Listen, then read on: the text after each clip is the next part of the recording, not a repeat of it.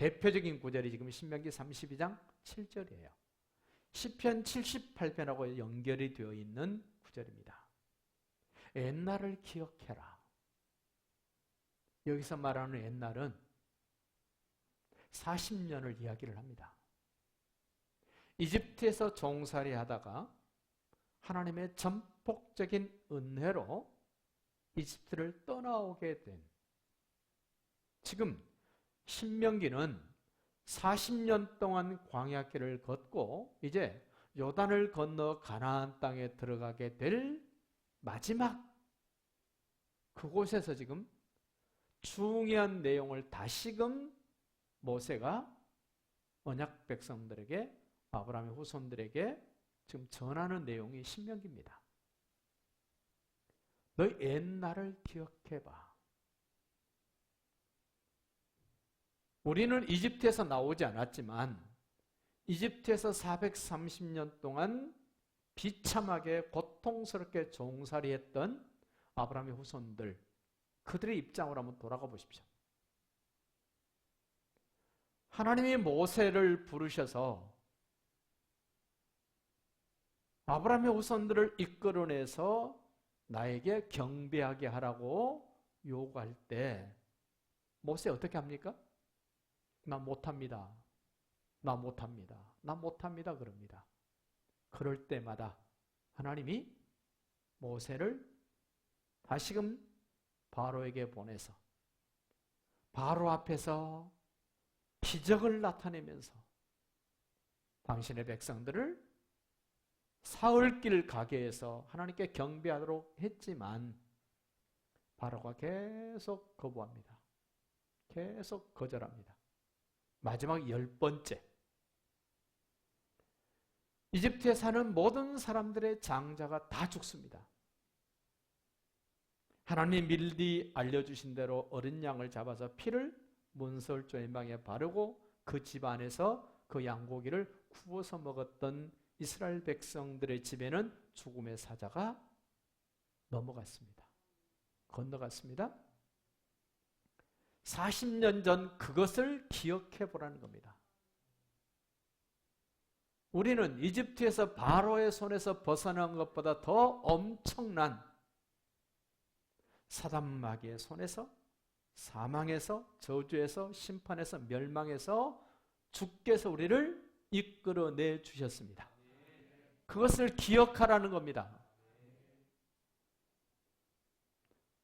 고생하고 고생한 것 기억하라는 게 아닙니다. 어떻게 해서 내가 이집트에서 나오게 됐지? 어떻게 해서 홍해를 건너게 됐지? 어떻게 해서 광야에서 만나를 먹고 메추라기를 먹고 우리가 어떻게 지금 요단강가에 지금 우리가 있지? 기억하라는 겁니다. 어떻게 해서 이렇게 됐는가 기억해봐라. 또 한 가지 부탁합니다. 역대의 연대를 생각하라. 이거는 40년이 아닙니다. 430년 전, 그러니까 40년을 더해서 470년 전에 하나님이 아브라함과 야곱을 이집트로 보내셔서 그 기간 동안 하나님이 하나님 되심을 나타내 주셨던 470년을 너는 생각해봐. 그 역대와 연대 470년 정도가 아닙니다. 훨씬 더 거슬러 올라가 봐. 에덴 동산에서 하나님과 아담과 함께 했던 그 연대, 그 역대를 너 생각해봐. 여러분 지금 어디까지 거슬러 올라가서 생각하고 기억하고 싶습니까? 에덴 동산까지? 2000년 전에 예수님이 여인의 후손으로 이 땅에 오신 것 생각해 보십시오. 그분이 태어나셔서 30살이 돼서 십자가 지고 골고다 언덕 저주스러운 십자가에서 피 흘려 죽으신 예수님. 평생 동안 영원토록 사망에 매여 종노릇해야 될 저와 여러분을 의롭다 하시게 하여 사망 권세를 깨뜨리고 부활하신 예수님을 생각해 보면 신명기 사람들에게 역대와 연대를 생각하는 것보다 오늘 우리에게는 얼마나 더 많은 세월이고 긴 세월인가를 우리는 지금 느껴야 돼요. 하나님 우리 기억력 좋게 만들어 주셨습니다. 여러분이 예수를 그리스도라고 받아들인 지가 얼마 됐습니까? 초등학교 2학년? 4학년 때. 그때부터 추억이 됩니까? 언제죠? 한 10년? 12년? 언제죠?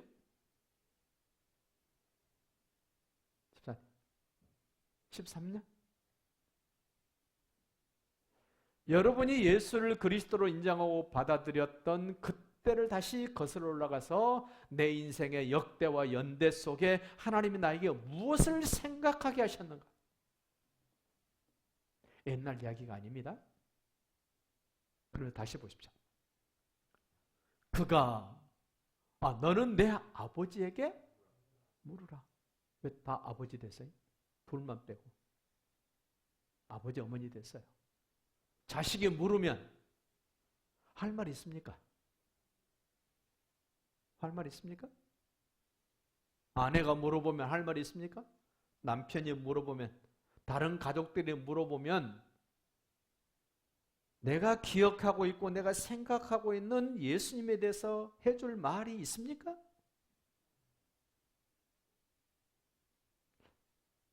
시편 읽어놓고 지금 신명기 설교하고 있어요. 여러분, 이스라엘 백성들에게 특징이 있습니다. 가정교육의 특징. 6월절이 되고 오순절이 되고 장막절이 되면 그들에게 특징이 하나 나타나는데 가족이 전부 원탁에 모여서 식사를 합니다. 6월절 음식을 먹습니다. 6월절 그러면 생각나는 게 있어야 됩니다. 뭐죠? 어린 양의 피.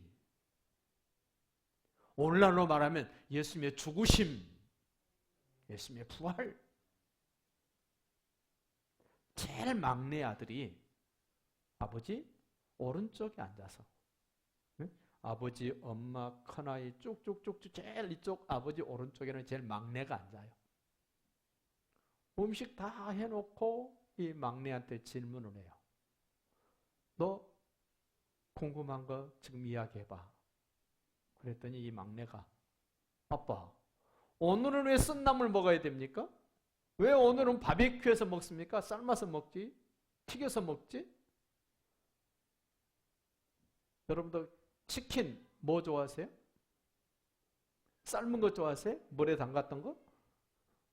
아니면 뭐 좋아하세요?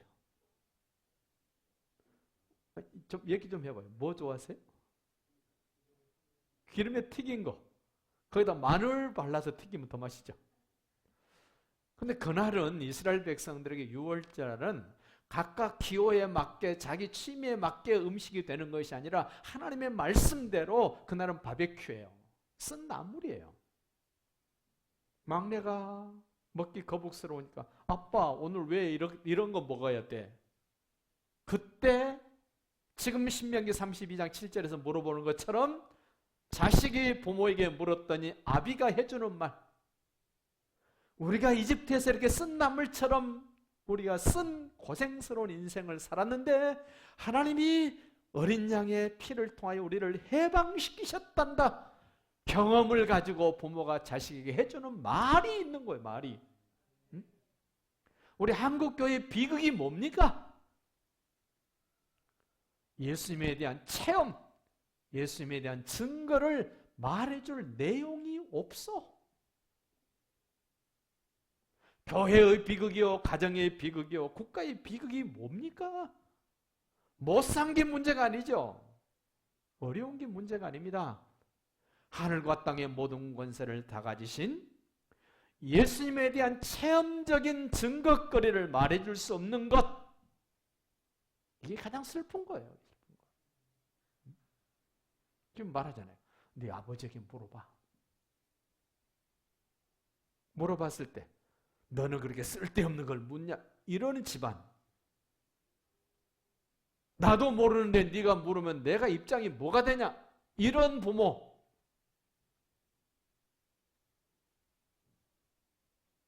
당연히 내 부모다. 부모들이 경험해서 알고 있는 하나님. 말해줄 수 있는 분명한 증거거리가 있을 거라고 확신해서 묻는 거란 말이에요. 더 보십시오. 그가 내게 설명할 것이다. 부모님들이요. 자식들이, 자식 또래 되는 아이들이 묻거들랑 해줄 말이 있습니까? 해줄 말이 있습니까? 조은이 친구가 와가지고 조은이 아빠 뭘 믿고 사세요? 물으면 할 말이 있습니까? 연재 아버님, 연재 친구가 와가지고 연재 아빠 뭐 믿으신다며 뭐 믿으세요? 그러면은 해줄 말 있습니까? 네? 우리 민승이 민찬이 아빠 해줄 말 있죠?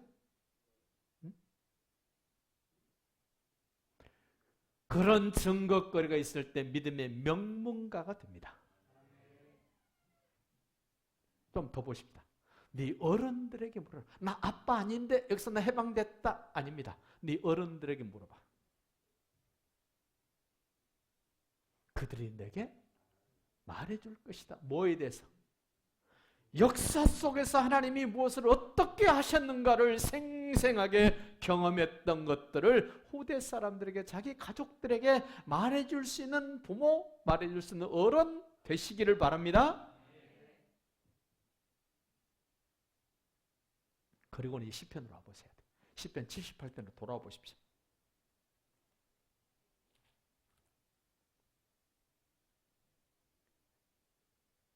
1절, 2절을 건너뛰어서 3절 보십시오. 이는 우리가 들어서 아는 바요. 우리의 조상들이 우리에게 전한 바라. 신명기 32장 7절 말씀과 연결시켜보면 이 조상들, 이 부모들, 이 어른들 꽤 괜찮잖아요. 네? 전해줬습니다. 전해줬습니다. 4절 보세요. 우리가 이를 그들의 자손에게 숨기지 아니하고 여호와의 영예와 그의 능력과 그가 행하신 기이한 사적을 후대에 전하리로다.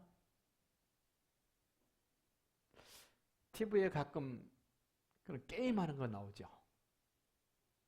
뒤에서 뭐 설명해 놓고 그거를 뒷사람에게 설명해줘서 저 뒤에서 답 맞추는 거. 그거 잘 합니까? 잘 못하죠.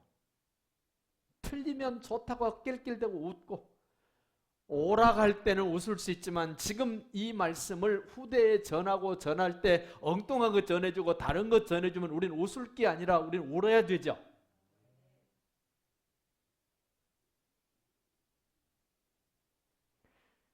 그러한 것들에 책임을 져야 될 목사, 그러한 것들에 책임을 져야 될 아버지, 그러한 것들을 책임져야 될 어른들.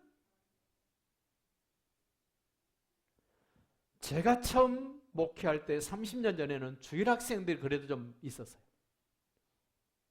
요즘은요? 어른들 1000명 모이면 아이들 50명도 안 모인답니다. 그런 비율로 따지면 우리 교회는 그래도 소망이 있어요. 어른 숫자는 애들 숫자는 거의 비슷해 가니까 더 많이 나세요.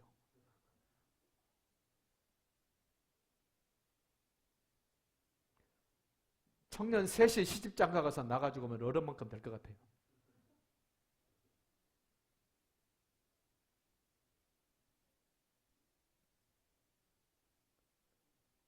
어떻게 후대에 전해야 됩니까? 아는 것이 있어야 전하지. 경험한 것이 있어야 전하죠. 왜 전해야 됩니까? 8절, 6절 보십시오. 이는 그들로 후대 곧 태어날 자손에게 이를 알게 하고 그들은 일어나 그들의 자손에게 일러서 그들로 그들의 소망을 어디에 두라고? 하나님을 알려주지 않고 예수님을 전해주지 않으면 우리 후손들에게 소망이 있습니까? 없습니까?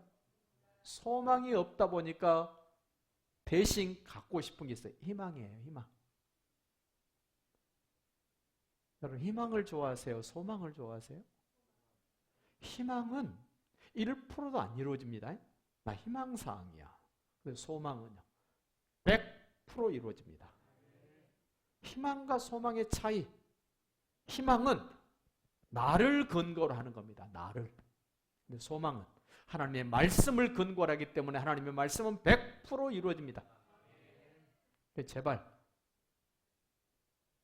자식과 자손들에게 후대 사람들에게 희망을 가지라 그런 말 하지 마시고 하나님의 말씀을 근거로 한 소망을 가지라 그래야죠. 하나님을 모르는 세상 사람들은 소망 이야기를 모릅니다. 그러니 뭐라 그럽니까? 희망을 가져라 그럽니다. 희망을 가져라. 우리 희망이 아닙니다. 말씀을 근거로 한 소망을 가지시기 바랍니다.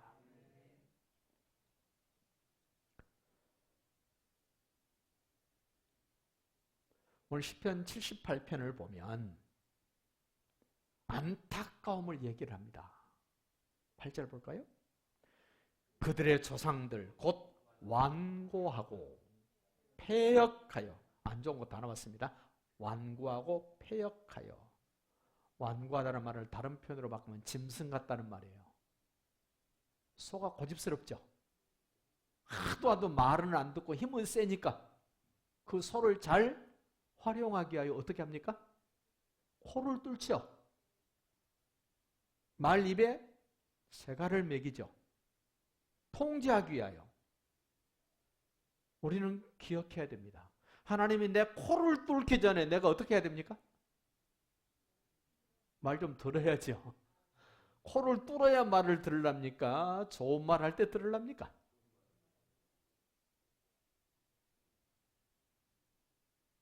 코를 뚫어놔도요. 암소는 그래도 좀 고분고분한데요. 황소는요. 콧뚜레를 해놨는데도 말을 안 들을 때가 있습니다. 워낙 힘이 세니까. 남자분들 자기가 황소라고 콧뚜레도 나는 감당할 수 있어 하고 흔들어 대고 엉뚱한 대로 튀지 않기를 바랍니다. 완고하고 패역하여 그들의 마음이 정직하지 못하고. 마음이 정직하지 못한 사람은 깨달아야 됩니다. 내가 완고하고 패역했구나.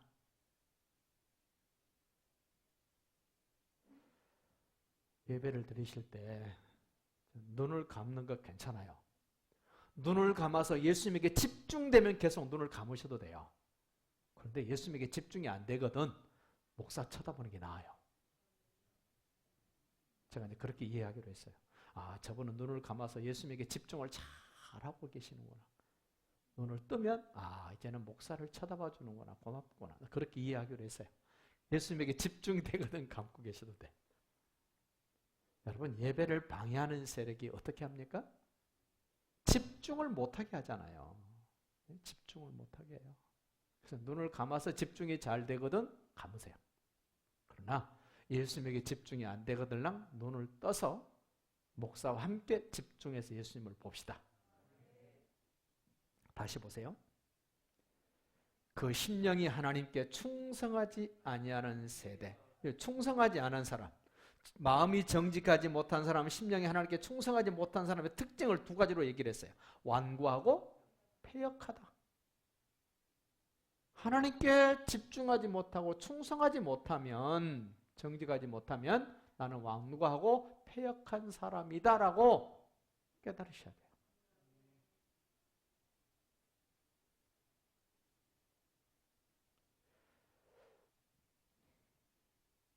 11절 한번 봅시다. 11절. 여호와께서 행하신 것과 그들에게 보이신 그의 기이한 일을 어떤 사람이 잊었습니까? 네? 어떤 사람들이 잊어먹었습니까? 완악하고 패역한 사람들이 하나님이 행하신 기가 막힌 일을 잊어먹었습니다. 기억력이 없어서 잊어먹은 게 아닙니다. 마음이 완악하고 패역했기 때문에 하나님이 행하신 이집트에서의 모든 장자가 다 죽어가 우리 집은 괜찮았던 그거를 잊어먹었어요. 하나님의 은혜로 홍해를 건넌 것을 잊어먹었습니다. 물이 있어서 먹으면 죽을 것 같았던 그 물을 달게 해주신 하나님이 잊어먹었습니다. 농사 지을 수 없는 광야길을 걸어갈 때 날마다 만나를 먹여주시고 고기 먹고 싶다 그럴 때 메추라기를 먹여주시고 낮에는 구름으로 에어컨 해주시고 밤에는 불기둥으로 보일러 떼주신 그 하나님을 까맣게 잊어먹어버린 것 뭐 때문이라고요? 마음이 완악하고 패역해서 잊어먹었어요. 17절 볼까요? 그들은 소리를 내서 읽어주셔야 돼요. 저 혼자 읽어봐야 의미가 없습니다. 그들은 계속해서 하나님께 범죄하여 메마른 땅에서 지존자를 아니 은혜를 베풀어주면 더 하나님께 마음을 집중하고 하나님께 충성해야 될 텐데 가면 갈수록 어떻게 해요? 하나님을 배반하고 하나님께 범죄했다.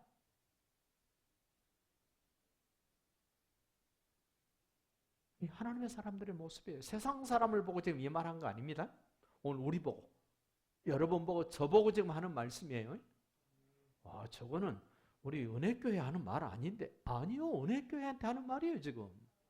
네? 18절 볼까요? 뭐라 그러나? 그들의 탐욕대로 아이고 완악하고 패역한 것도 뻔뻔한데 거기다가 또 뭐까지 있습니까 지금? 그들의 탐욕대로 음식을 구하여 그들의 심중에 하나님을 시험했다. 학생이 학교에 가가지고 지가 시험 문제를 내가지고 선생님한테 주면서 풀어봐. 말 됩니까? 학원에서 만약에 학생이 수학 선생님한테 문제를 내가지고 선생님 이거 풀어봐. 풀어서 자격이 되면 내가 선생님을 인정하고 못 풀면 선생님을 인정 안 할 거야. 그런 학생 가르쳐야 돼 말아야 돼? 안 가르치고 싶죠. 근데 하나님은 그렇게 버리장말이 없는 이스라엘 백성임에도 불구하고 하나님이 그래도 참으셔.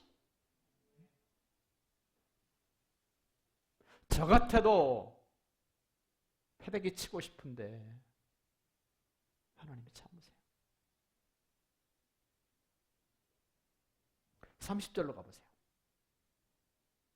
그러나 그들이 그들의 욕심을 버리지 아니하며 세상에 하나님이 봐줬잖아요. 욕심내는 거. 그러면 그냥 욕심 접어야 될 텐데 끈기 있게 줄기차게 뭐하고 있어요? 욕심, 탐욕. 조금 더 내려가 봐요. 42절. 그들이 그들의 권능의 손길을 기억하지 아니하며 대적에게서 그들을 구원하신 날도 기억하지 아니했다. 참. 기가 막히죠?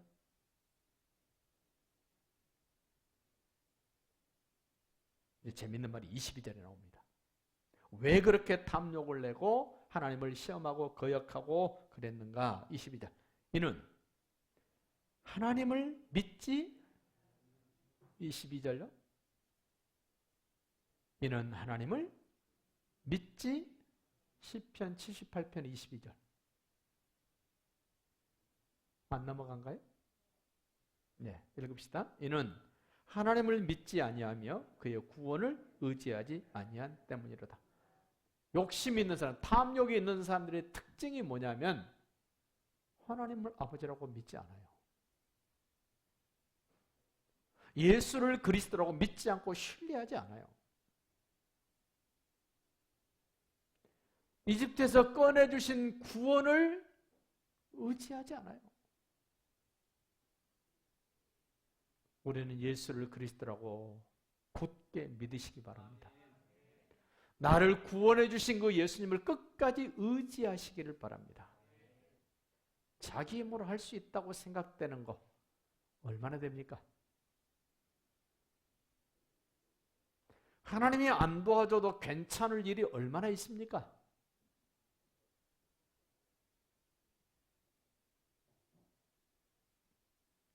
에스겔 20장을 한번 볼까요? 아까 신명기 32장 7절과 시편 78편과 에스겔서 20장을 같이 한번 여러분 집에 가셔서 한번 찾아서 읽어보시길 바랍니다. 에스겔서 20장을 한번 넘겨보십시오. 앞에서 띄워줄 테니까 한번 보실랍니까?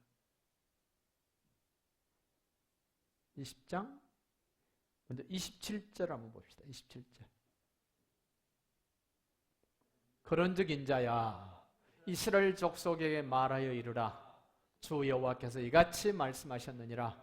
너희 조상들이 또 내게 범죄하여 나를 욕되게 하였다.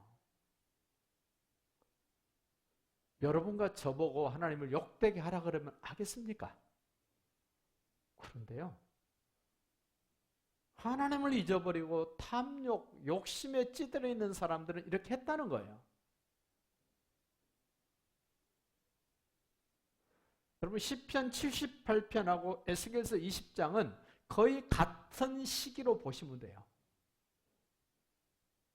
신명기 32장에서 얘기했던 것은 언제쯤입니까? 한 800년 전. 그건 1000년 전, 1000년 세월이 지난 후에 이스라엘이 망하죠. 지금 에스겔서는 이스라엘이 망해서 바벨론에 지금 포로로 잡혀갔던 상황을 지금 얘기하는 겁니다.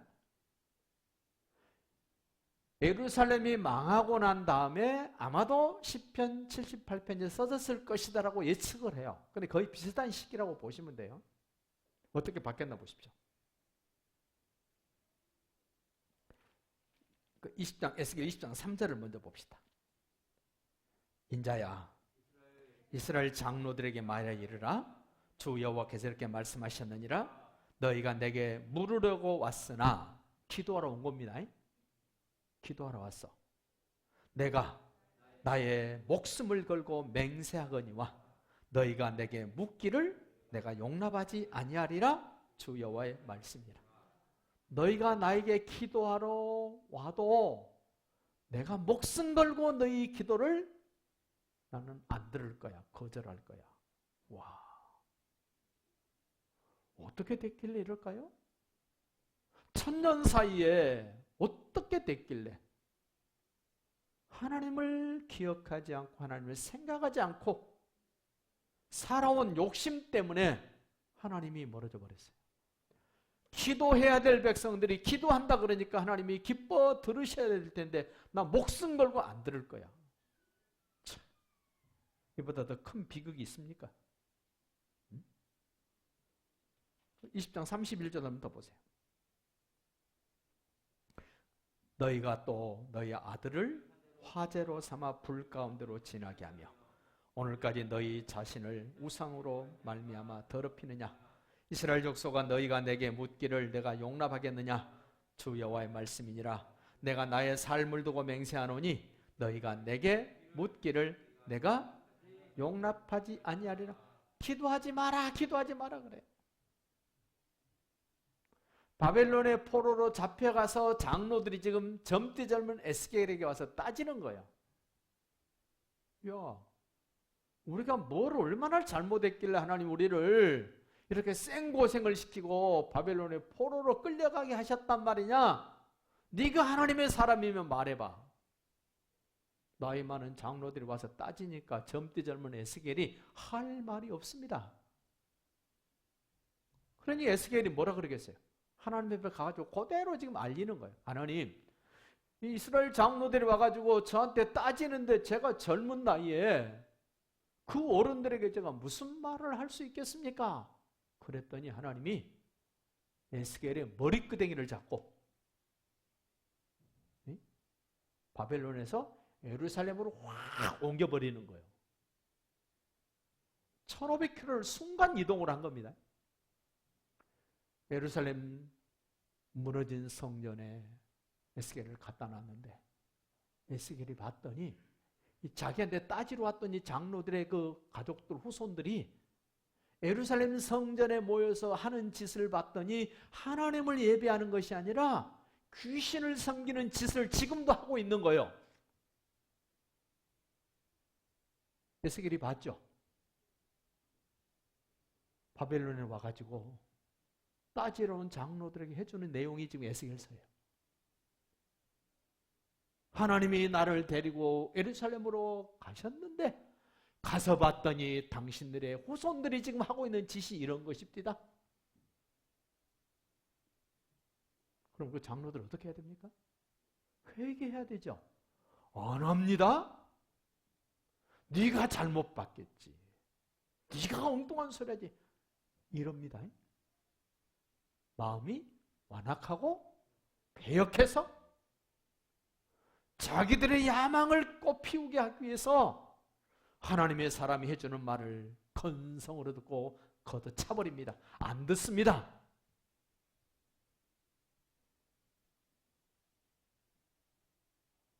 하나님이 에스겔을 통해서 끝까지 이스라엘 백성들에게 왜 이렇게 하십니까? 왜?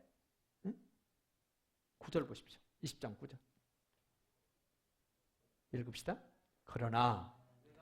그러나라는 말을 앞에 갖고 뒤집는 거죠.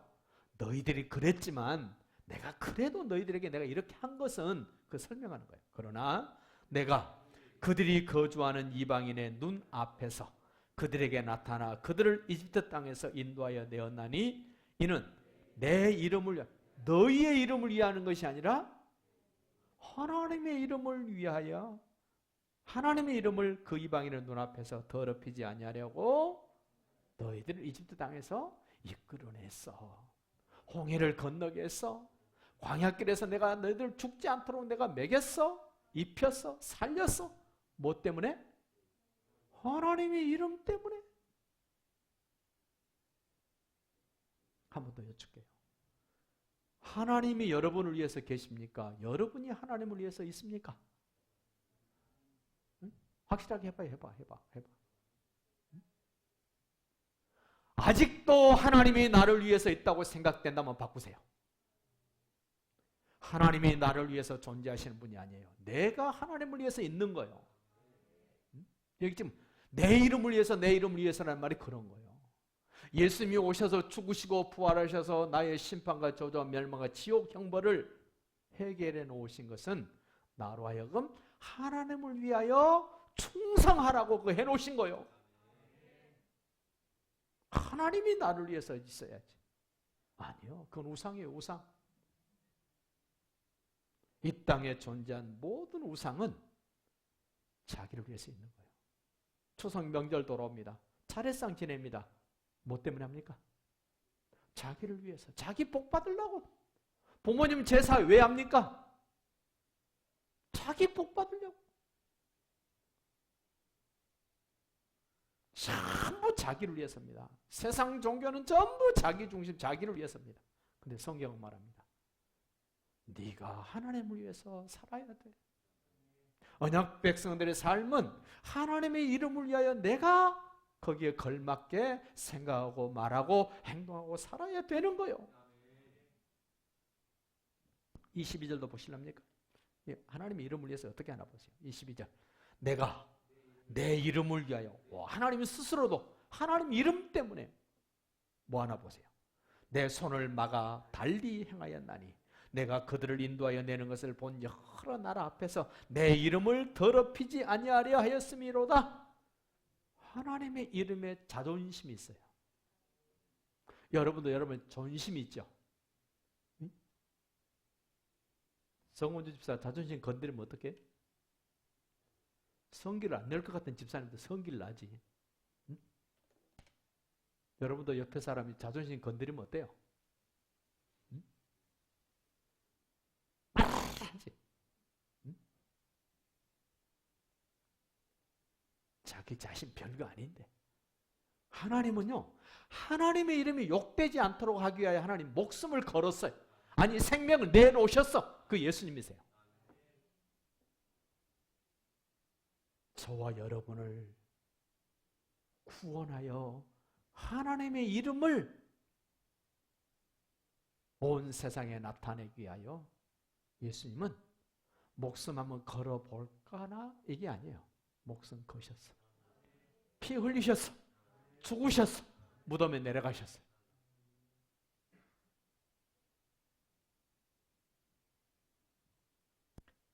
한번 더 볼까요? 44절을. 이스라엘 족속아, 내가 너의 악한 길과 더러운 행위대로 하지 아니하고 내 이름을 위하여 행한 후에야 내가 여호와인 줄 너희가 알리라. 우리 보고 뭘 요구합니까? 하나님의 이름을 위하여 네가 한번 해봐. 그러면 하나님이 너희 아버지인 것을 너희가 알 것이다. 하나님의 이름을 위하여 한번 해봐야 되지 않겠어요? 결론을 내립니다. 이집트에서 종살이 할 때 하나님의 사람 모세를 보내서 바로에게 10번 기적을 나타냅니다. 바로 절대로 항복 안 합니다. 홍해 강가에 와서도 항복 안 합니다. 어떻게 됩니까? 죽죠. 근데 모세 보세요. 모세 처음에 항복 안 했습니다. 나 못 갑니다. 네 형이 있잖아. 저 말을 잘못합니다. 입이 뻣뻣합니다. 말 잘하는 네 형이 있잖아. 내가 형을 대변인으로 해줄게. 버티고 버텼습니다. 근데 모세는요. 어떻게 합니까? 하나님께 항복하죠. 자, 바로는 끝까지 항복 안 하고 죽습니다. 하나님의 사람의 모세는 항복 안 하고 안 하다가 바뀝니다. 어떻게? 하나님의 뜻에 항복합니다. 저와 여러분은 영웅적인 삶을 살 수 없습니다. 그러나 한 가지 하나님 앞에 항복하는 삶은 살 수 있습니다. 하나님 우리에게 영웅 같은 사람이 되라고 하지 않습니다. 지금까지 네가 하나님 앞에 항복하지 못했던 거 참한 거 하나 이제는 항복해야 돼. 누가 시켜서가 아니라 그 하나님의 임재 앞에서 나는 하나님 앞에 항복할 수밖에 없습니다라는 고백이 되어져서 여러분 후손들에게 내가 경험한 하나님을 말해줄 수 있는 멋진 삶이 되시기를 예수님의 이름으로